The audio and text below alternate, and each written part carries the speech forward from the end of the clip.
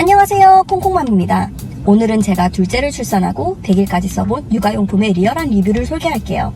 둘째 때 준비한 육아용품이니만큼 가성비 위주로 꼭 필요한 제품들 알려드리겠습니다.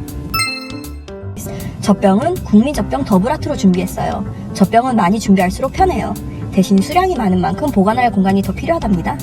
160짜리보다는 240 사시는 걸 추천드리고 저는 6개 사서 하루에 한 번 세척하고 있어요. 다만 더블아트가 TPSU 소재라 유팡에 돌려도 유해하냐 유해하지 않으냐 논란의 소지가 있는데요. 저도 여러 자료를 찾아보고 논문도 찾아보았지만 결론적으로 귀찮아서 유팡 돌리고 있습니다. 더블아트 젖병에 이어서 젖꼭지도 더블아트 거 사용하고 있어요. 지금 100일 차에 S단계 6개 사서 사용하고 있는데요. 젖꼭지 테두리에 사이즈가 적혀 있답니다. SS, S, M, L, LL로 사이즈가 커지는데 첫째 때 경험으로는 L 사이즈로 돌 때까지 사용하고 졸업했어요. SS 1단계는 생후 3주까지 쓰고 S 2단계는 3개월이 넘어서까지 사용하고 있는 중인데요. 저는 아기의 수유 시간을 10분 정도로 보고 이것보다 길어지면 다음 단계로 넘어가는 지표로 쓰고 있어요. SS는 사용기간이 짧으니 최소량으로 준비해주세요. 다만 첫째가 쓰던 거를 그대로 쓰려니 몇 개가 찢어졌는지 둘째가 힘들어하더라고요. 따라서 젖꼭지는 새거 사서 사용하시는 걸 추천드립니다. 젖병 세척 도구는 제일 싼 걸로 여러 개 구비하시는 걸 추천드려요. 젖병을 매일 세척해야 하기 때문에 금방 더러워진답니다. 그래서 젖병 세척솔은 한 달에 한 번씩 바꾸고 있고 제일 큰 솔은 브레자 물통과 분유포트 닦는 데 쓰고 있는데 이건 일주일에 한 번씩 닦고 있어서 3달에 한 번씩 바꾸고 있어요. 젖병 소독기는 당근에서 유팡으로 구입했어요. 2년째 정말 잘 쓰고 있어서 화면 표시가 고장났지만 사용엔 전혀 지장이 없어요. 젖병, 젖꼭지, 치발기 등 입에 들어가는 모든 도구들을 소독할 수 있답니다. 심지어 성인 칫솔을 소독하는 친구도 봤으니 얼마나 오래 더 사용 가능한지 아시겠죠?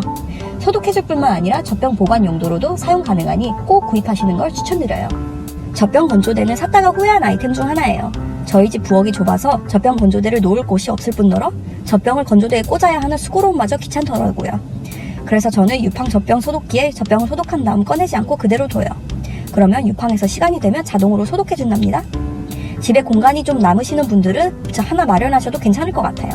저는 분유 제조기로 브레자를 들였어요. 물과 분유를 조합해서 버튼 하나로 만마를 만들어주는 기계입니다. 새벽 수유할 때 제정신이 아닐 때 정말 유용하고요. 쌍둥이가 있으신 분들은 필수라고 보시면 돼요. 자주 사용하기 때문에 세척이 번거롭지만 모든 단점을 이길 만큼 장점이 강력하기 때문에 꼭 사시길 바랍니다. 분유 제조기가 있는데 분유 포트가 필요한지 물어보시는 분들이 많았는데요.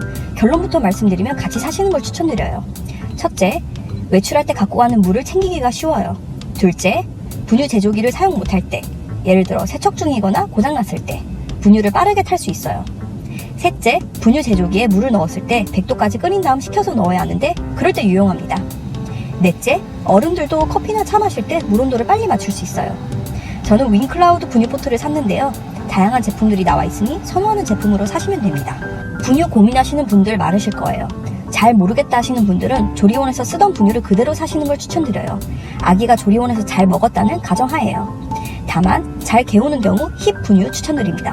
저희 둘째가 잘 개워서 분유를 한번 바꿨는데 힙 분유 먹고 조금 편안해졌어요. 이마트 힙 분유는 가격이 비싸니 독일 힙 분유를 직구해서 사면 싸게 살 수 있답니다. 단 분유를 자주 바꾸는 건 아기도 힘들어하기 때문에 추천드리지 않아요. 분유 수유하시는 경우에 수유 시트는 필수템입니다. 아기를 안는 것이 부자연스러운 조부모님들도 쉽게 사용할 수 있는 아이템이에요. 모유 수유하시는 경우에 수유 쿠션이 필요합니다. 저는 완분이어서 알프레미어 수유 시트만 샀어요. 수유 시트는 세탁이 안 되는 게 단점인데요. 저는 첫째 때부터 사용해서 그런지 더러워져서 청기저귀 깔고 사용 중이에요. 캠프밸리 수유 의자는 정말 편안한 의자예요. 하지만 부피가 생각보다 크기 때문에 집에 공간이 많지 않다면 굳이 안 사셔도 돼요. 엄마가 앉았을 때 뒤로 넘어가는 안착감 때문에 모유 수유할 때는 등에 쿠션을 받쳐서 사용하셔야 합니다. 저는 새벽 수유할 때 주로 쓰고 있어요.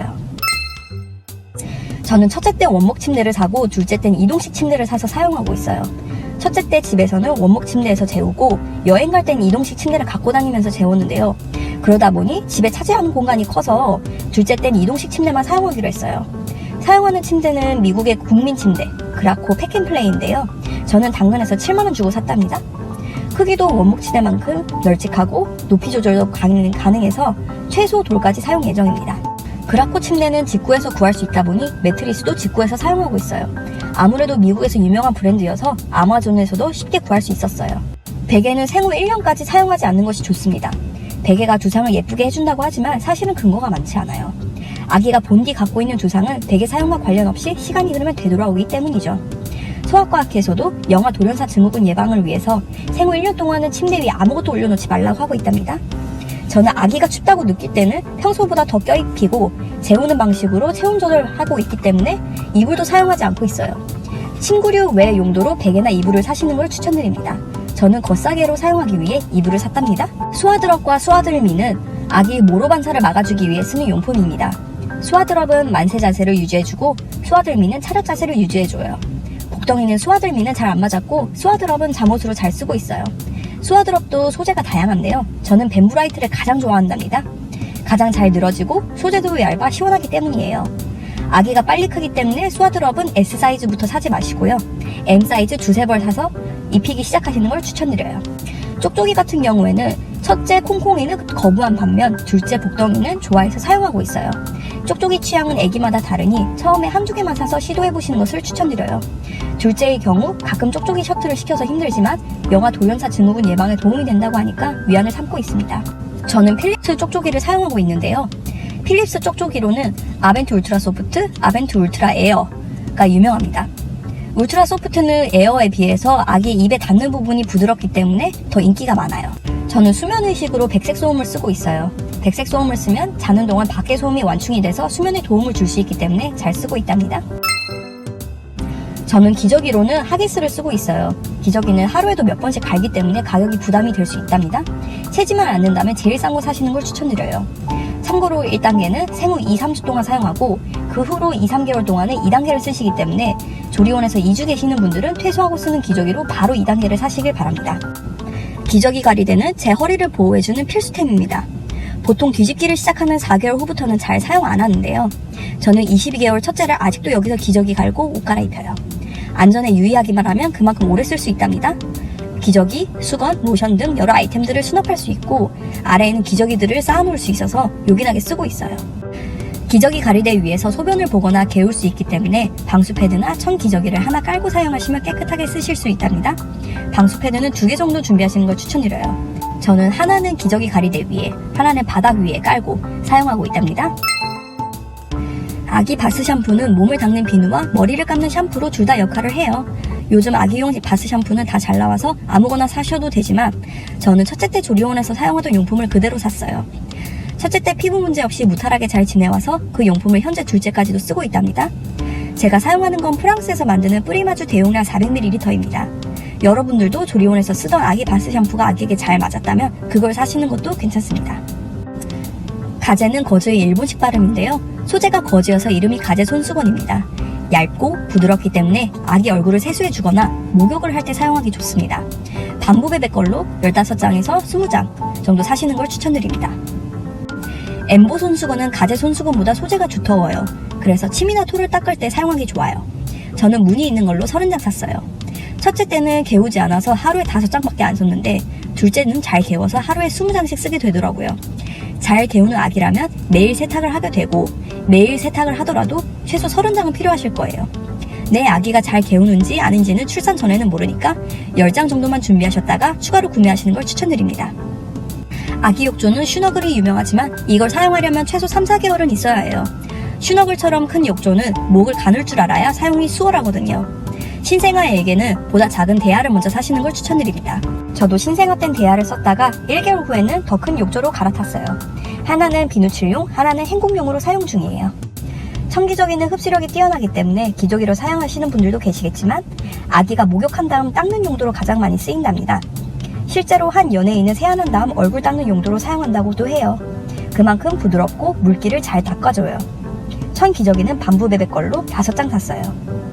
저는 첫째 때 조리원에서 쓰던 뿌리마주 로션을 썼다가 가격이 부담이 되어서 닥터 바이오로 바꾸었어요.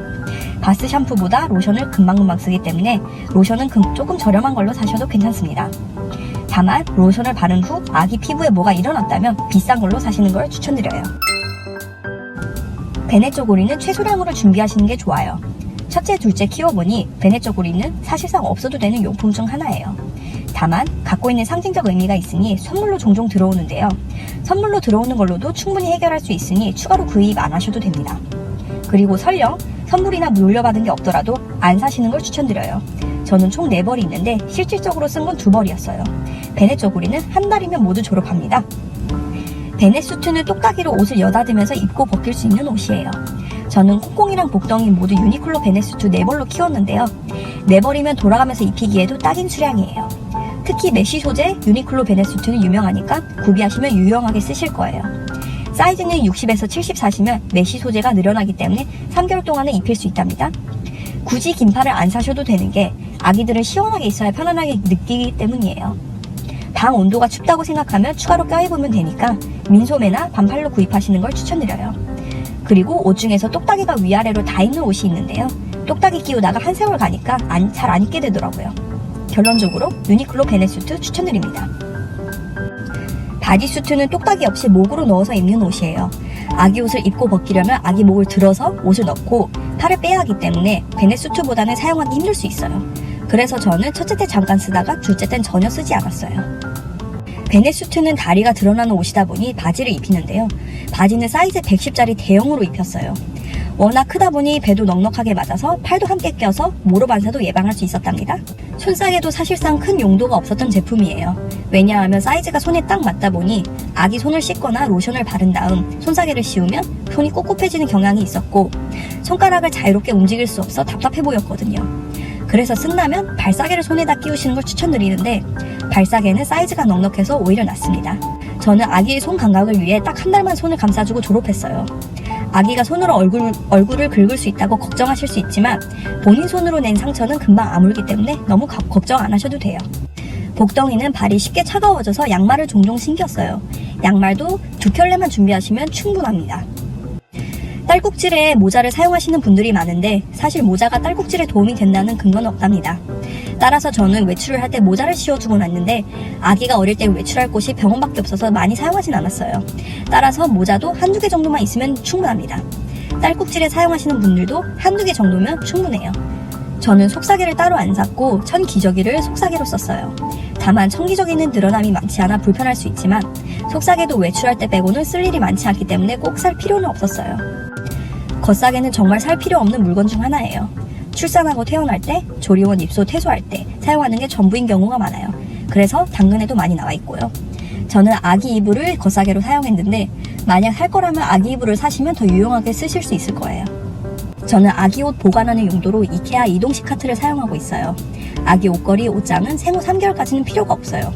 왜냐하면 옷이 많아야 보관용품이 필요한데 아기들은 외출할 일도 별로 없거니와 대부분의 옷이 내복이기 때문이에요.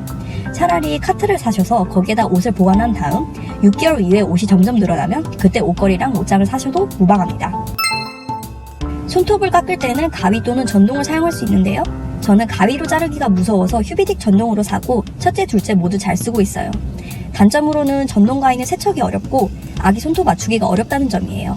하지만 갖다 대는 순간 손톱이 잘려서 저는 편하게 쓰고 있어요. 아기 세제는 블랑 101을 쓰고 있어요. 저는 아기 피부에 자극이 적은 아기 세제는 무향을 선호하는 편이라 무향만 쓰고 있어요. 휴비딕 온습도계를 1+1 행사 때 사서 잘 쓰고 있어요. 아기가 주로 있는 거실과 아기 방에 하나씩 갖다 두고 있답니다. 아기 방 온도는 22에서 26도, 습도는 50에서 60%가 적당한데 어른이 느끼기에 서늘한 정도의 온도와 상쾌한 정도의 습도가 알맞습니다. 이날은 비가 와서 습도가 높게 표시됐네요. 저는 첫째 때 로토토, 둘째 때 제이엔제나 역류방지 쿠션을 샀어요. 왜 제이엔제나 하는지 알겠더라고요. 쿠션도 탄탄하고 커버도 소재가 누빔이라 좋아요. 둘째가 역방쿠를 안 좋아하고 바운서를 좋아해서 얼마 못 쓰고 방출했지만 역방쿠 하나 정도는 준비하시는 것을 추천드려요. 저는 바운서로는 유명한 베이비병 바운서를 구입했어요. 첫째도 좋아했고 둘째도 잘 앉아있어요. 다만 생후 한 달 동안은 체구가 작아서 그런지 잘 안 앉아있다가 한 달이 넘어가면서 제법 편안해했답니다. 당근으로 힘들게 구한 바운서일 정도로 호불호가 없는 인기 아이템입니다. 아기가 깨어있을 때 뒹굴뒹굴 할 수 있는 매트를 샀어요. 하나는 포몽드 리버시블 쿨매트, 하나는 밀크하우스 매트예요. 포몽드 거는 딱딱한 소재인데 한쪽은 면, 한쪽은 메쉬 소재여서 1년 내내 쓰실 수 있어요. 밀크하우스 거는 푹신한 소재인데 사실 사진 찍는 용으로 샀습니다. 포몽드 거를 안전상 더 자주 사용하고 있답니다. 타이니모빌은 빠지지 않은 필수템이죠. 아기가 태어나고 한 달 동안은 반응할 수 있는 장난감이 한정되어 있는데 타이니모빌은 유일하게 상호작용할 수 있는 장난감이에요. 태어나고 50일 동안은 세상이 흑백으로 보이다가 점점 색을 구분하기 시작하게 된답니다. 그래서 첫 한 달 동안은 흑백으로 모비를 사용해 주시고 30에서 50일 동안은 흑색, 유색 섞어서 이용해 주시다가 그 후로는 유색 인형으로 걸어주세요. 저희 둘째는 아직도 바운서에 앉혀서 모비를 갖다 놓으면 한참을 보고 있어요. 피셔프라이스 아기 체육관은 3개월 되면 아기가 잘 갖고 놀 수 있어요. 빠른 아기들은 2개월부터도 잘 사용하는데요. 고리들을 걸어 놓아서 손에 쥐어주면 잘 갖고 놀기도 한답니다. 저는 아기 체육관을 당근에서 구비했는데 여러분들도 거울이 있는 체육관으로 꼭 구비하세요. 아기들은 거울에도 반응을 많이 한답니다. 저는 체온계는 브라운 걸로 사서 사용하고 있어요. 아기들은 크면서 자주 열나기 때문에 하나는 꼭 구비해두세요. 브라운 거는 제가 레지던트 때부터 쓰던 익숙한 제품이라 샀는데 알고 보니 맘카페에서도 이미 유명한 제품이더라고요. 첫째가 체온계를 갖고 놀다 보니 건전지 커버가 헐렁해져서 테이프로 고정시켜놨어요. 참고로 아기는 38도를 넘어가면 열난다고 보시고 병원을 가셔야 합니다. 저는 아기띠도 다양하게 있는데요. 코니 아기띠, 베이비비온 아기띠, 어부바 아기띠 모두 있어요. 코니의 경우 사용 기간이 정말 짧았어요. 저는 코니를 한 달 사용하고 졸업을 했고 베이비비온 미니를 제일 자주 쓰고 있답니다. 아기들이 베이비비온 미니를 많이 좋아한다고 해서 당근으로 싸게 구입했어요. 어부바 하는 아기띠는 제가 사용하기보다는 조부모님 또는 산후관리사님이 사용하신다고 샀어요. 저 같은 경우에는 어부바 하기가 무섭더라고요. 저는 봄베베 아기 의자가 있는데요. 이 같은 경우에는 100일 잔치를 위해 준비했어요. 100일 잔치 4일 전부터 5분씩 앉는 연습을 했는데요.